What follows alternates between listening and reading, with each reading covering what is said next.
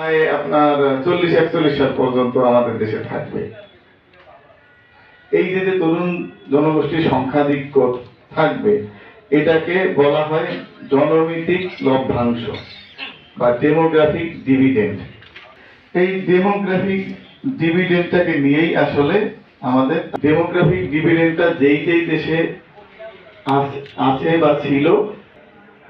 প্রিয় বন্ধুগণ, আপনারা সবাই জানেন যে একটা সুখী সমৃদ্ধ বাংলাদেশ আমাদের সকলের স্বপ্ন।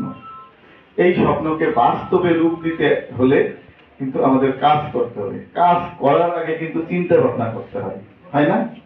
কাজটা কিভাবে করব, কি সময় ব্যয় করব, কি কি জিনিস লাগবে এই কাজটা করতে, অর্থাৎ পরিসম্পদ বা রিসোর্সেস